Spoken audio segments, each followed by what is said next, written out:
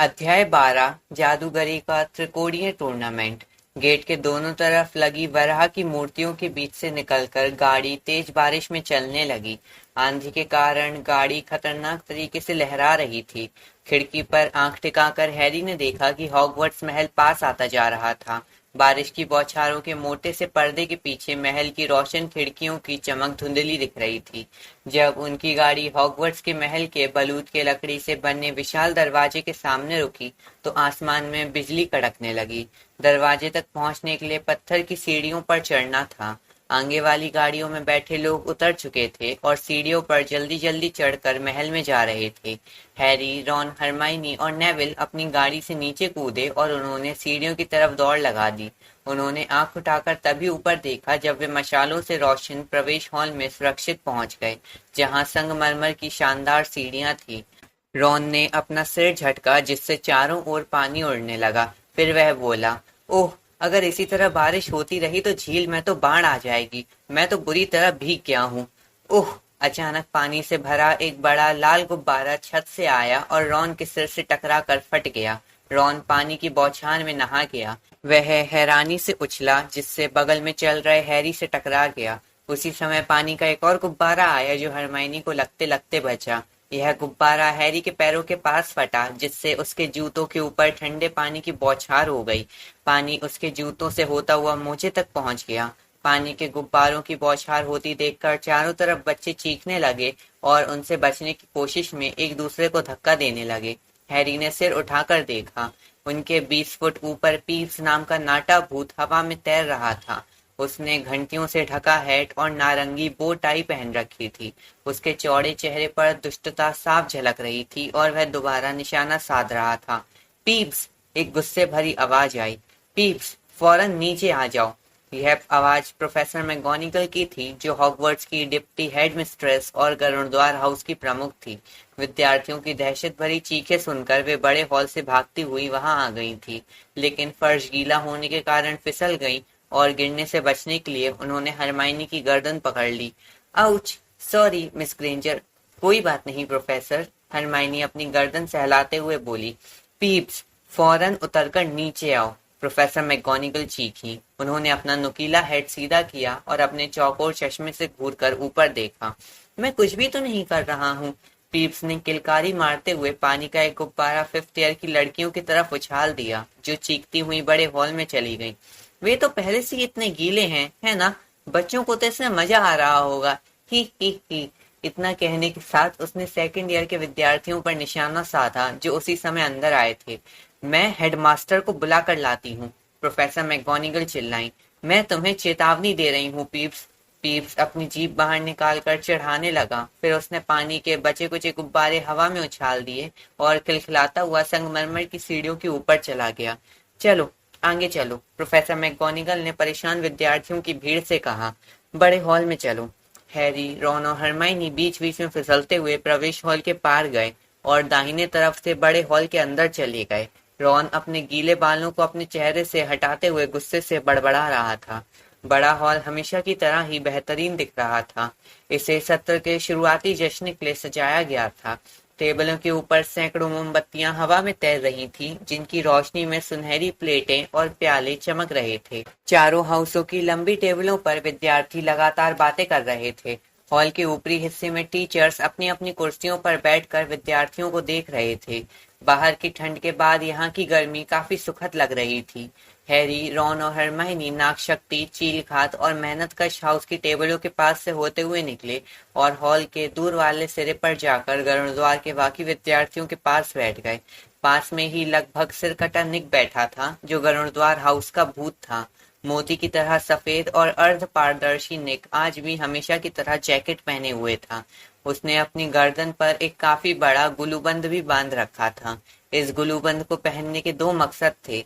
एक तो यह जश्न में पहनने के लिए उपयुक्त था और दूसरा इसकी वजह से उसका सिर उसकी कटी हुई गर्दन पर ज्यादा झूल नहीं रहा था।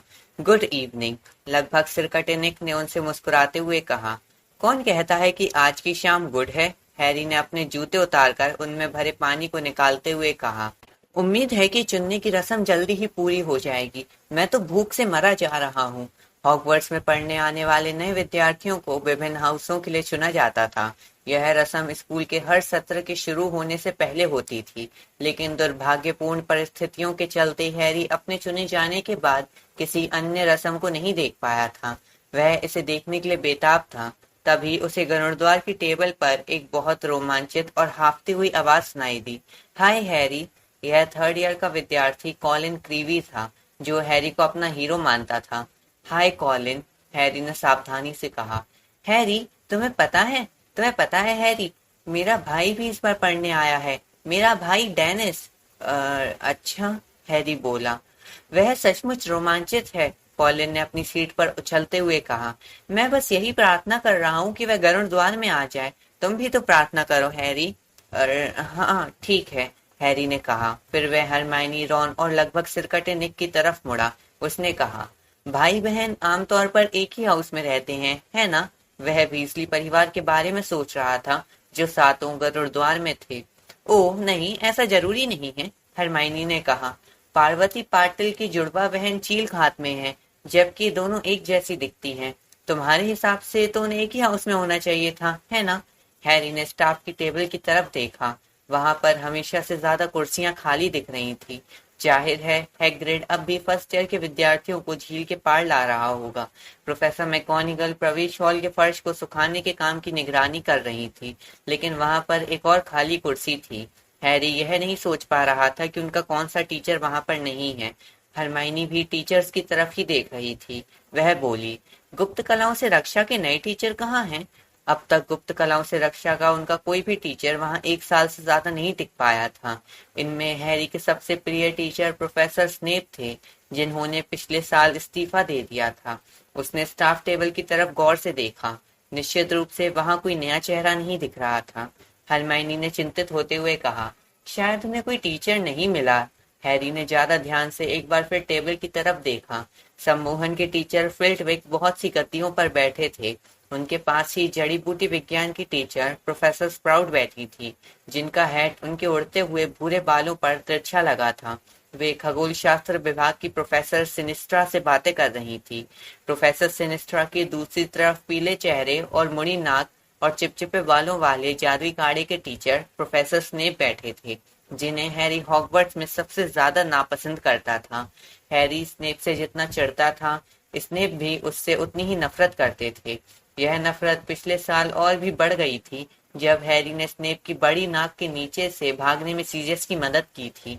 स्नेप और सीरियस में स्कूल के जमाने से दुश्मनी चली आ रही थी।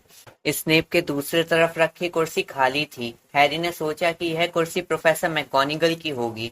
उस कुर्सी के बगल वाली कुर्सी पर टेबल के बीचों बीच हॉगवर्ट्स के हेडमास्टर प्रोफेसर डम्बलडोर बैठे थे। उनकी लंबी सफेद दाढ़ी और बाल मोमबत्तियों की रोशनी में चमक रहे थे। उनके गहरे हरे दुशाले में चांद सितारे कड़े थे। डम्बलडोर की लंबी पतली उंगलियां आपस में बंधी हुई थी और उन पर उन्होंने अपनी ठुड्डी टिका रखी थी। वे अपने आधे चांद के आकार वाले चश्मे से छत की तरफ घूर रहे थे, जैसे विचारों में खोए हुए हो। हैरी ने भी छत की तरफ देखा। इस पर ऐसा जादू किया गया था कि यह बाहर के आसमान की तरह दिखती थी, और हैरी ने इससे पहले कभी छत को इतना तूफानी नहीं देखा था। वहां काले और बैंगनी बादल घुमड़ रहे थे, और जब बाहर बादल गरजने की आवाज आई तो छत पर बिजली कड़कने की चमक दिखाई दी। ओह जल्दी करो, हैरी के बगल में बैठे रॉन ने कहा। इतनी भूख लग रही है कि इस समय मैं तो गरुड़ अश्व को भी खा सकता हूँ। जैसे ही उसके मुंह से शब्द निकले, वैसे ही बड़े हॉल का दरवाजा खुला और खामोशी छा गई। प्रोफेसर मैकगोनागल फर्स्ट ईयर के विद्यार्थियों की लंबी लाइन को हॉल में ला रही थी। अगर हैरी, रॉन और हरमाइनी गीले थे, तो फर्स्ट ईयर के विद्यार्थियों का हाल तो और भी ज्यादा बुरा था। ऐसा लग रहा था जैसे वे नाव में बैठकर नहीं, बल्कि झील में तैरकर आए हों। जब फर्स्ट ईयर के विद्यार्थी स्टाफ टेबल के पास आए और बाकी विद्यार्थियों के सामने लाइन बनाकर खड़े हुए, तो वे सभी ठंड और घबराहट के मारे कांप रहे थे। सिर्फ एक ही लड़का नहीं कांप रहा था, जो सबसे छोटा था और जिसके बाल चूहे के रंग के थे। उसके न कांपने का कारण यह था कि वह हैग्रिड के छछूंदर की खाल वाले ओवरकोट में लिपटा हुआ था। कोट उसके हिसाब से बहुत बड़ा था।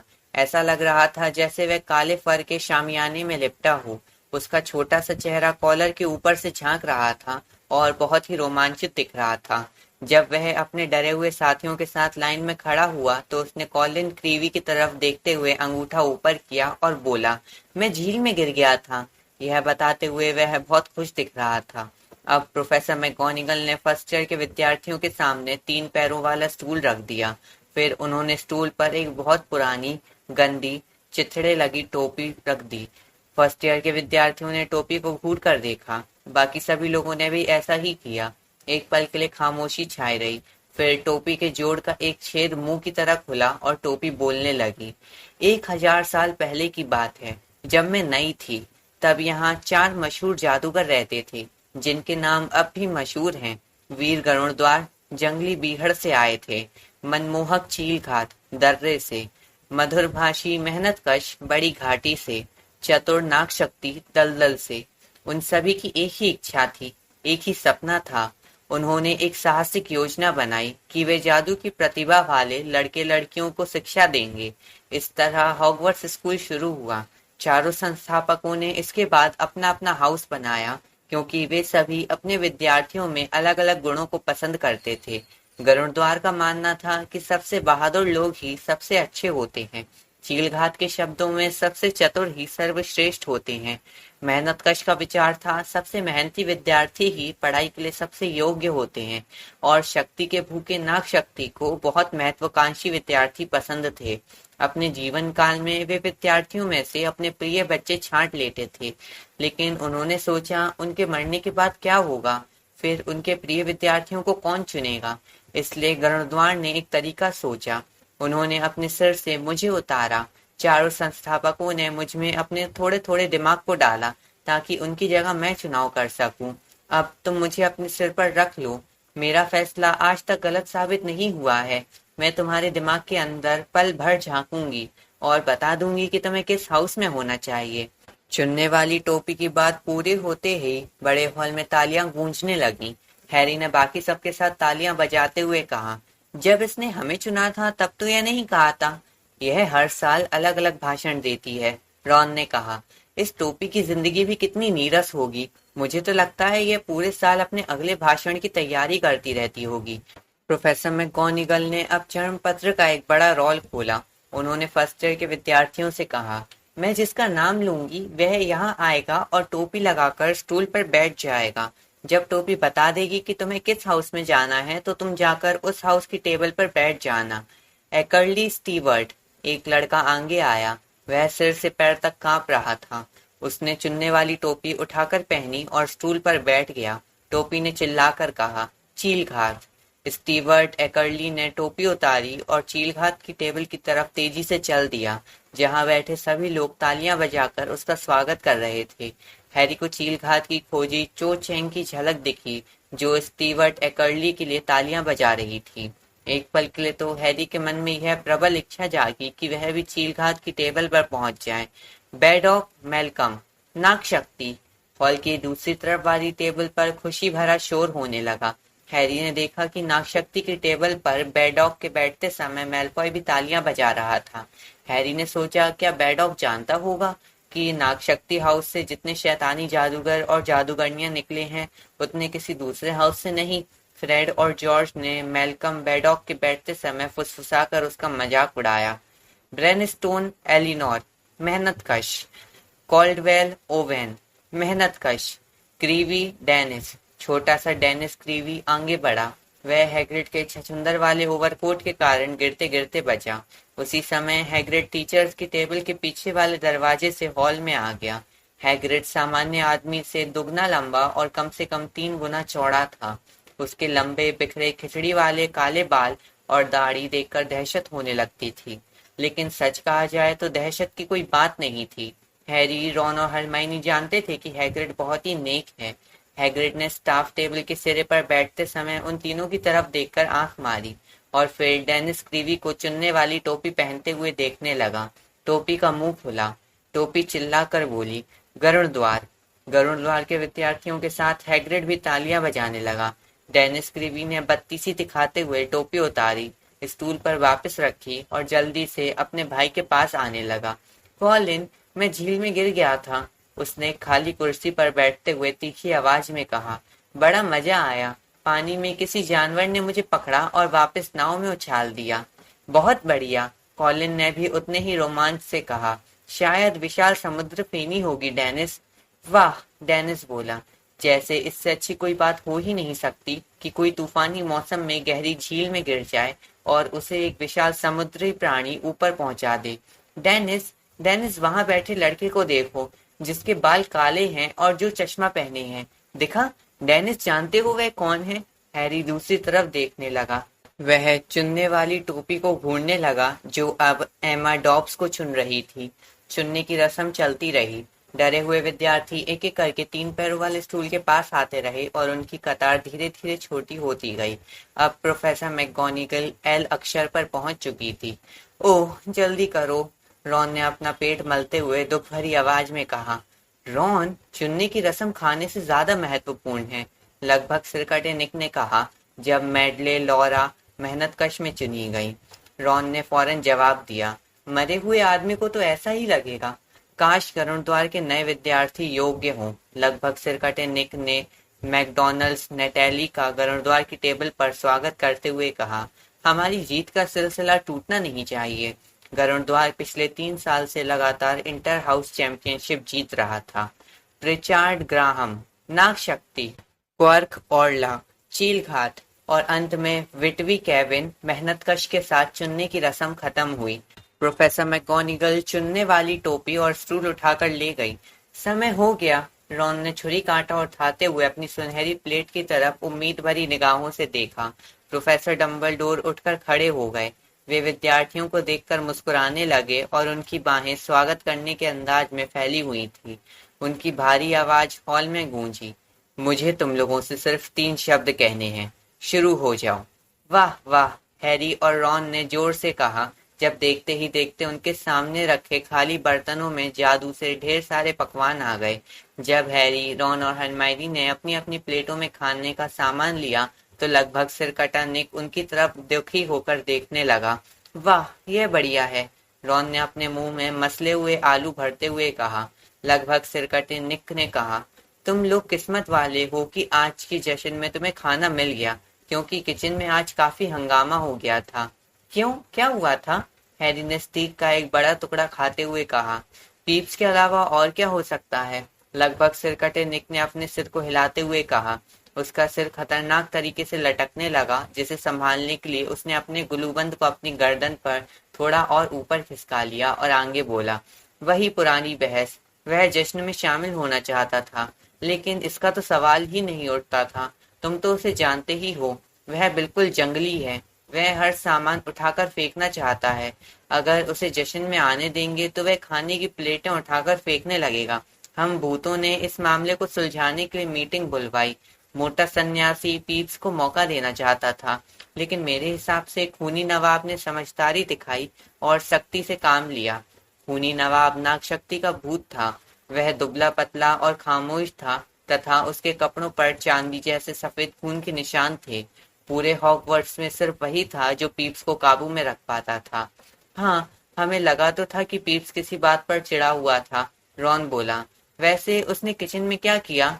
ओह, वही हमेशा का नाटक, लगभग सिरकटे निक ने कंधे उचकाते हुए कहा। वह हंगामा करने और हड़कंप मचाने लगा। बर्तन उठाकर चारों तरफ फेंकने लगा, सूप बहाने लगा, जिससे किचन में सूप की नदी बह गई। उसकी हरकतों को देखकर घरेलू जिन बुरी तरह डर गए। धम! हरमाइनी का सुनहरा प्याला उसके हाथ से छूट गया। कद्दू का रस सफेद टेबल क्लॉथ पर फैल गया, जिस वजह से वह कई फुट दूर तक सफेद की बजाय नारंगी दिखने लगा। बहरहाल हरमाइनी ने इस तरफ कतई ध्यान नहीं दिया। उसने दहशत में लगभग सिरकटे निक से पूछा, क्या यहाँ पर भी घरेलू जिन हैं, हॉगवर्ट्स में? निश्चित रूप से, लगभग सिरकटे निक ने उसकी प्रतिक्रिया पर हैरान होते हुए कहा। मुझे लगता है यहाँ पर जितने घरेलू जिन हैं उतने तो पूरे ब्रिटेन की किसी भी इमारत में नहीं होंगे। यहाँ 100 से भी ज्यादा घरेलू जिन हैं। लेकिन मुझे तो आज तक एक भी नहीं देखा, हरमाइनी बोली। देखो, वे दिन भर किचन से बाहर नहीं निकलते हैं, लगभग सिरकटे निक ने कहा। वे रात को साफ सफाई करने आते हैं, अंगीठियों की आग का ध्यान रखते हैं, और अगर वे तुम्हें आज तक नहीं देखे तो इसमें हैरानी की कोई बात नहीं है। यह एक अच्छे घरेलू जिन होने की निशानी है कि तुम्हें उनके होने का पता ही ना चले। हरमाइनी उसे घूर कर देखती रही। लेकिन उन्हें तनख्वाह तो मिलती होगी, उसने पूछा। उन्हें छुट्टियां तो मिलती होंगी, बीमारी की छुट्टियां, पेंशन और बाकी सुविधाएं। लगभग सिरकटा ने कितनी जोर से खिलखिलाया कि उसका गुलूबंद फिसल गया। परिणाम यह हुआ कि उसका सिर उस 1 इंच की खाल पर झूलने लगा जो उसके सिर को गर्दन से जोड़े हुए था। बीमारी की छुट्टियां और पेंशन? उसने दोबारा अपने सिर को ऊपर उठाकर कंधे पर रखते हुए और गुलूबंद को सही करते हुए कहा, घरेलू जिन बीमारी की छुट्टियां और पेंशन नहीं चाहते। हरमाइनी अपनी भरी हुई प्लेट की तरफ गुस्से से देखने लगी। फिर उसने अपने छुरी कांटे नीचे रख दिए और प्लेट दूर खिसका दी। क्या कर रही हो हरमाइनी? रॉन ने कहा। खाते खाते बोलने के कारण उसके मुंह से यॉर्कशायर पुडिंग के कुछ टुकड़े हैरी पर गिर गए। उफ, सॉरी हैरी, उसने अपना कौर निगलते हुए कहा। हरमाइनी, तुम्हारे भूखे रहने से तो उन्हें बीमारी की छुट्टियां नहीं मिल जाएंगी। गुलामों की बेगारी, हरमाइनी ने तेजी से सांस लेते हुए कहा। यह खाना गुलामों की बेगारी से बना है। इसके बाद उसने एक भी कौर खाने से इनकार कर दिया। बारिश की बौछारें अब भी ऊंची अंधेरी खिड़कियों पर जोर जोर से टकरा रही थी।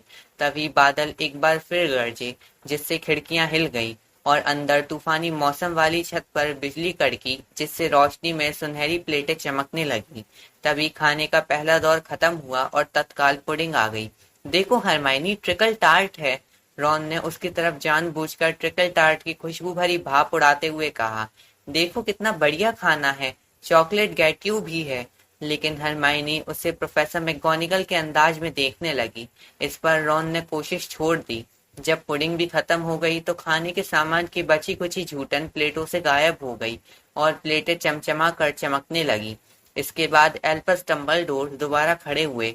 हॉल में हो रही बातचीत तत्काल बंद हो गई। अब वहां सिर्फ हवा की साएं साएं और बारिश की बौछारों के टकराने की आवाजें सुनाई दे रही थी। तो डंबलडोर ने उन सब की तरफ मुस्कुराते हुए कहा, अब जब हम सभी ने अच्छी तरह खा पी लिया है तो मैं आपको कुछ महत्वपूर्ण बातें बताना चाहता हूँ। चौकीदार मिस्टर फिल्च ने मुझे आपको यह बताने को कहा है कि महल के भीतर प्रतिबंधित वस्तुओं की सूची इस साल बढ़ गई है। अब इसमें चीखने वाले योयो, फैंग्ड फ्रिस्बीज और एवर वैशिंग बूमरैंग भी शामिल हो चुके हैं। मुझे लगता है पूरी सूची में 437 वस्तुएं हैं और अगर किसी की इच्छा हो तो वह मिस्टर फिल्च के ऑफिस में जाकर इस सूची को देख सकता है। डंबलडोर के मुंह के कोने पर मुस्कुराहट दिखने लगी। वे आगे बोले, हमेशा की तरह इस बार भी मैं आप सभी को याद दिलाना चाहता हूँ कि अंधेरे जंगल में जाना सभी विद्यार्थियों के लिए मना है और 3rd ईयर से छोटी क्लास के विद्यार्थियों को हॉक्समीड गांव में जाने की इजाजत नहीं है। इसके अलावा मुझे आपको यह बताते हुए अफसोस हो रहा है कि इस साल इंटर हाउस क्विडिच कप नहीं होगा। क्या? हैरी ने चौंक कर कहा। उसने फ्रेड और जॉर्ज को देखा जो उसी की क्विडिच टीम में थे। वे इतने हतप्रत थे कि डंबलडोर की तरफ अवाक होकर देख रहे थे।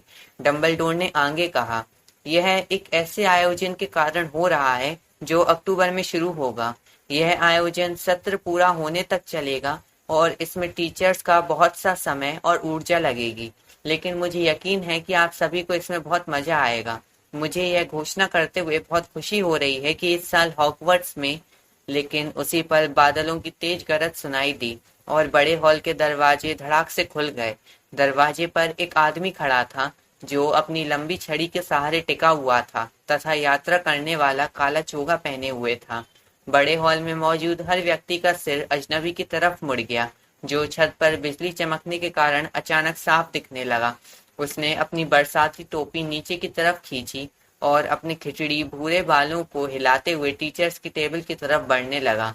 उसने हर दूसरे कदम पर हल्की सी ठक की आवाज गूंज रही थी।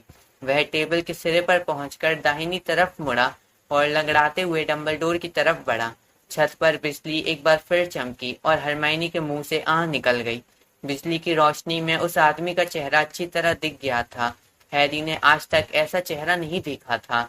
ऐसा लग रहा था जैसे इस चेहरे को पुरानी लकड़ी से बनाया गया था और इसे जिसने भी बनाया था उसे यह ठीक से मालूम नहीं था कि इंसानों के चेहरे कैसे दिखते हैं। इसके अलावा इसका आकार भी इतना विचित्र था कि ऐसा लग रहा था जैसे इसे बनाने वाला ठीक से छेनी चलाना भी नहीं जानता था। पूरे चेहरे पर जगह जगह पर जलने या घाव के निशान थे। मुंह तिरछे घाव की तरह दिख रहा था और नाक का एक बड़ा हिस्सा गायब था। यही नहीं, उस आदमी की आंखें तो बहुत ही डरावनी थी। उसमें से एक आंख छोटी, काली और मनकेदार थी। दूसरी आंख सिक्के की तरह गोल और बड़ी थी तथा उसका रंग नीला था। नीली आंख बिना झपके हुए लगातार ऊपर नीचे इधर उधर घूम रही थी। नीली आंख का उसकी सामान्य आंख से कोई संबंध नहीं था और वह कभी कभार उस आदमी के सिर के पिछले हिस्से की तरफ भी चली जाती थी, जिस वजह से लोगों को सिर्फ उसका सफेद हिस्सा ही नजर आता था।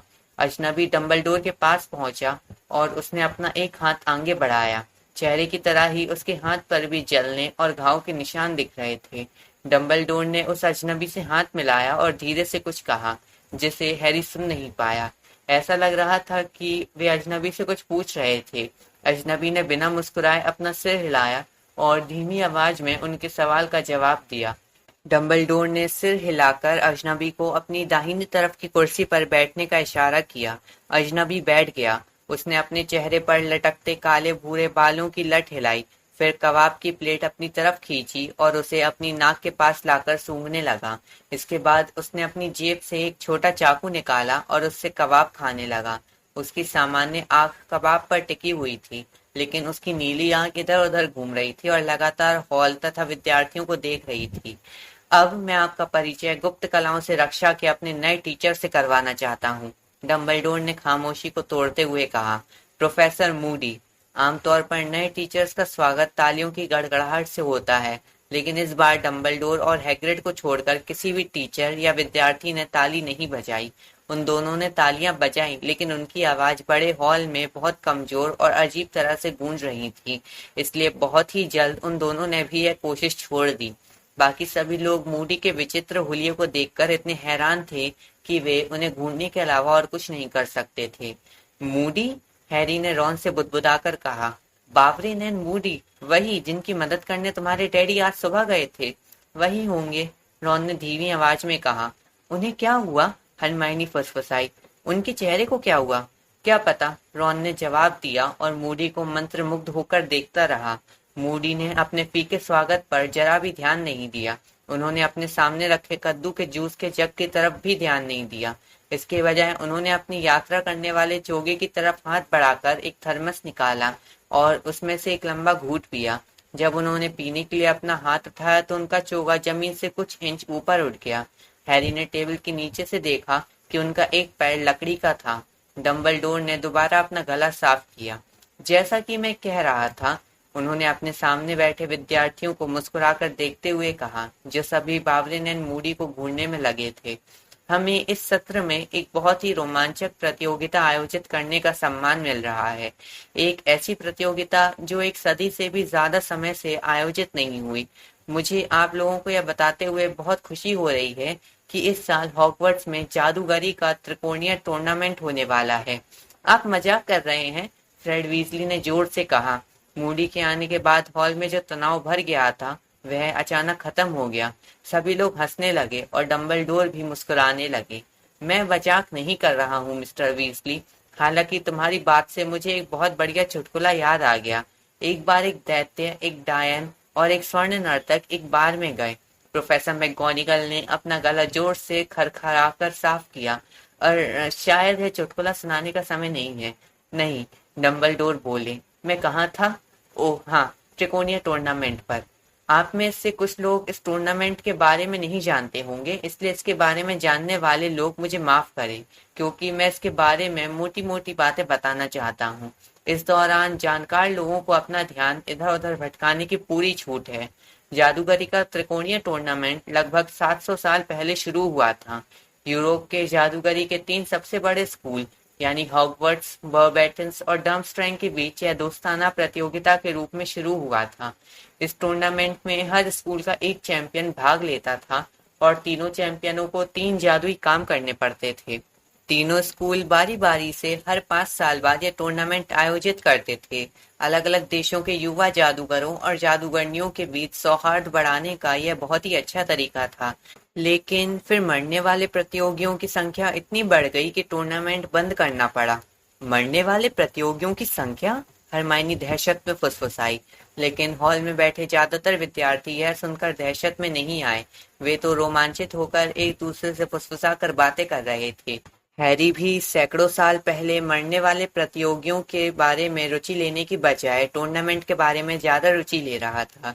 डंबलडोर ने आगे कहा, टूर्नामेंट को दोबारा शुरू करने के लिए काफी कोशिशें की गईं, लेकिन सारी कोशिशें नाकाम रहीं। बहरहाल हमारे देश के अंतर्राष्ट्रीय जादुई सौहार्द विभाग और जादुई खेल विभाग ने एक बार फिर कोशिश की। हमने पूरी गर्मियों में कड़ी मेहनत की ताकि यह सुनिश्चित हो सके कि इस बार किसी भी चैंपियन को जान का खतरा न रहे। बारबेटन्स और डर्मस्टाइन के प्रमुख अपने चुनिंदा विद्यार्थियों के साथ अक्टूबर में यहाँ आएंगे। तीनों स्कूलों के चैंपियनों का चुनाव हैलोवीन के दिन होगा। एक निष्पक्ष निर्णायक यह फैसला करेगा कि कौन से विद्यार्थी त्रिकोणीय टूर्नामेंट में भाग लेने, अपने स्कूल का नाम रोशन करने और 1000 गैलियन का इनाम पाने के लिए सबसे ज्यादा योग्य है। मैं तो जरूर हिस्सा लूंगा, फ्रेड वीजली ने कहा। उसका चेहरा इतनी शोहरत और दौलत की संभावना के कारण उत्साह से चमकने लगा था। वह इकलौता विद्यार्थी नहीं था जो हॉगवर्ट्स का चैंपियन बनने का सपना देख रहा था। हैरी को दिख रहा था कि हर हाउस की टेबल पर बहुत से विद्यार्थी डंबलडोर की तरफ मुंह फाड़कर देख रहे थे या अपने पास बैठे दूसरे विद्यार्थी से फुसफुसाकर बातें कर रहे थे। परंतु तभी डंबलडोर दोबारा बोलने लगे और हॉल में एक बार फिर खामोशी छा गई। हालांकि मैं जानता हूँ आप सभी लोग त्रिकोणीय कप को हॉगवर्ट्स में लाने के लिए बहुत बेताब होंगे, उन्होंने कहा, लेकिन तीनों स्कूलों के प्रमुख और जादू मंत्रालय ने मिलकर यह फैसला किया है कि इस साल प्रतियोगियों के लिए आयु सीमा निर्धारित की जाए। सिर्फ 17 साल या उससे ज्यादा उम्र के विद्यार्थी ही इस मुकाबले में हिस्सा ले सकते हैं।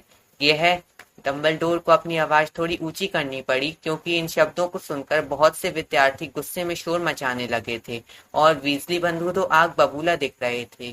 यह एक ऐसा कदम है जो हमारे हिसाब से जरूरी है, क्योंकि हम चाहे कितनी भी सावधानी बरत ले, टूर्नामेंट में बाधाएं मुश्किल और खतरनाक होंगी। वैसे भी 6th और 7th ईयर की निचली क्लासों के विद्यार्थी इन बाधाओं को आसानी से पार नहीं कर पाएंगे। मैं खुद इस बात की व्यवस्था करूंगा कि 17 साल से कम उम्र का कोई भी विद्यार्थी हमारे निष्पक्ष निर्णायक को धोखा देकर हॉगवर्ट्स का चैंपियन ना बन जाए। फ्रेड और जॉर्ज के विद्रोही चेहरों को देखकर उनकी हल्की नीली आंखें चमकने लगी और उन्होंने आगे कहा, इसलिए मैं आपसे यह निवेदन करता हूं कि अगर आपकी उम्र 17 साल से कम है तो आप अपना नाम लेने की कोशिश में समय बर्बाद ना करें।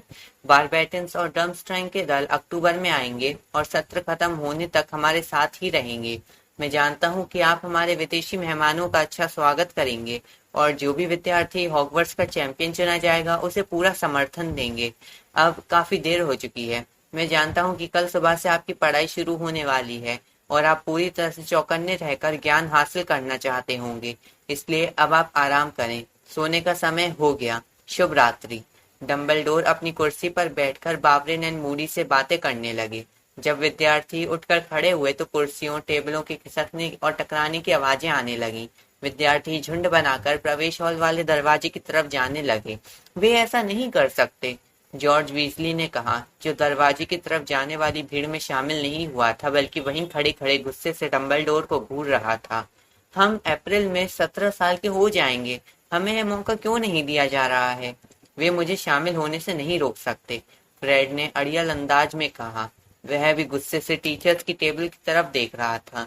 चैंपियनों को ऐसी बहुत सी सुविधाएं मिलेंगी जो विद्यार्थियों को आमतौर पर नहीं मिलती हैं, और इसके अलावा इनाम में 1000 गैलियंस भी तो होंगे।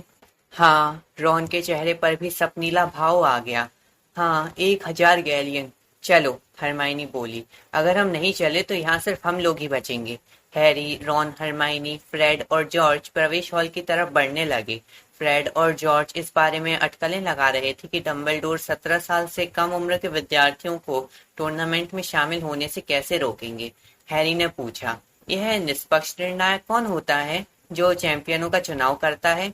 क्या पता, फ्रेड बोला, लेकिन वह जो भी हो, हम उसे धोखा दे देंगे। जॉर्ज, मुझे लगता है कि उम्र बढ़ाने वाले काढ़े की 2 बूंदों से काम हो जाएगा। रॉन बीच में बोला, लेकिन डंबलडोर को तो पता है कि तुम्हारी उम्र कम है। हाँ, लेकिन चैंपियन कौन होगा इसका फैसला डंबलडोर नहीं करेंगे, फ्रेड ने मुस्कुराते हुए कहा। मुझे लगता है जब निष्पक्ष निर्णायक को प्रतियोगियों के नाम पता चल जाएंगे तो वह उम्र की परवाह किए बिना हर स्कूल के सबसे अच्छे प्रतियोगी को चुनेगा। डंबलडोर तो हमें सिर्फ अपने नाम देने से रोकने की कोशिश करेंगे, लेकिन कई प्रतियोगी मर भी तो चुके हैं, हरमाइनी ने चिंता भरी आवाज में कहा जब वे दीवार पर लटकते पर्दे के पीछे छिपे दरवाजे की तरफ बढ़े और संकरी सीढ़ी पर चढ़ने लगे। हाँ, फ्रेड हल्के अंदाज में बोला, लेकिन वह तो बरसों पुरानी बात है। वैसे भी जीवन में जोखिम के बिना आनंद नहीं मिलता। रॉन, अगर हमें डम्बलडोर को चकमा देने का तरीका मिल गया तो कितना बढ़िया रहेगा।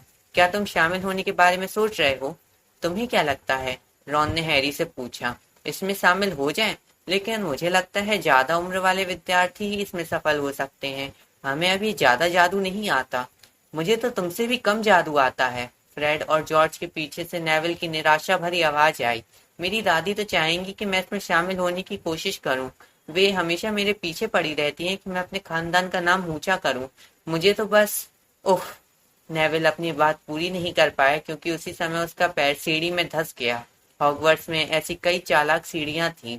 ज्यादातर पुराने विद्यार्थी आदतन इन खास पायदानों को लांघकर पार करते थे, लेकिन नेविल की याददाश्त बहुत ही खराब थी। हैरी और रॉन ने उसे पकड़कर बाहर खींचा। सीढ़ियों के ऊपर खड़ा कवच खिलखिलाने लगा। चुप रहो, रॉन बोला और उसके पास से गुजरते समय उसके टोपे के अगले हिस्से को नीचे कर दिया। वे गुरुद्वार हाउस के प्रवेश द्वार की तरफ बढ़ने लगे। यह प्रवेश द्वार एक मोटी औरत की बड़ी तस्वीर के पीछे छुपा हुआ था जिसने गुलाबी रेशमी पोशाक पहनी थी। पासवर्ड? उनके पास पहुंचने पर उसने पूछा। बकवास, जॉर्ज ने कहा। नीचे एक प्रीफेक्ट ने मुझे बताया है कि पासवर्ड बकवास है। तस्वीर सामने झूल गई और दीवार में एक छेद दिखने लगा जिसमें से होकर वे सभी अंदर चले गए। गोलाकार हॉल को गर्म रखने के लिए वहां आग जल रही थी। वहां बहुत सी टेबल कुर्सियां रखी थी। हरमाइनी ने जलती हुई आग की तरफ घूर कर देखा और हैरी ने उसे बुदबुदाते हुए सुना, गुलामों की बेगारी। फिर हरमाइनी ने उनसे गुड नाइट कहा और लड़कियों के कमरे की तरफ जाने वाले दरवाजे से होते हुए चली गई। हैरी, रॉन और नेविल घुमावदार सीढ़ियां चढ़कर अपने कमरे में पहुंच गए, जो मीनार में सबसे ऊपर था। वहां 5 मसहरीदार पलंग लगे थे। उन पर गहरे लाल पर्दे टंगे थे। हर पलंग के पास उसके मालिक का संदूक रखा था। डीन और सीमस अपने पलंगों पर चढ़ गए। सीमस ने अपने आयरलैंड के गुलाब को पास वाले बोर्ड में पिन से लगा दिया और डीन ने विक्टर क्रम के पोस्टर को अपने पलंग के पास की टेबल पर रख दिया। उसके पास ही वेस्ट हैम फुटबॉल टीम का उसका पुराना पोस्टर लगा था। रॉन ने स्थिर फुटबॉल खिलाड़ियों को देखकर अपना सिर हिलाया और आ भरते हुए कहा, कितने अजीब हैं। हैरी, रॉन और नेविल ने अपने अपने पजामे पहने और पलंग पर चढ़ गए। किसी ने, निश्चित रूप से किसी घरेलू जिन ने, उनकी चादरों को इस तरह से रखा था ताकि वे गर्म रहें। पलंग पर लेटकर बाहर गरजते तूफान की आवाजों को सुनना बहुत ही आरामदेह था। मैं इसमें भाग ले सकता हूँ, रॉन ने उनींदी आवाज में कहा, अगर फ्रेड और जॉर्ज कोई रास्ता निकाल लेते हैं टूर्नामेंट में। कौन जानता है वे ऐसा कर भी ले। क्या तुम इसमें हिस्सा लोगे? नहीं, हैरी ने बिस्तर पर करवट लेते हुए कहा। उसके मन में बहुत सी नई रंगीन तस्वीरें उभर आईं। उसने निष्पक्ष निर्णायक को चकमा देकर यह यकीन दिला दिया था कि वह 17 साल का है। वह हॉगवर्ट्स का चैंपियन बन गया था। वह मैदान में पूरे स्कूल के सामने हाथ उठाकर खड़ा था और सभी विद्यार्थी ताली बजा रहे थे और चीख रहे थे। उसने अभी अभी त्रिकोणीय टूर्नामेंट जीत लिया था। धुंधली भीड़ के बीच जो का चेहरा बहुत साफ दिख रहा था और उसके चेहरे पर प्रशंसा के भाव थे। हैरी धीरे से मुस्कुराया।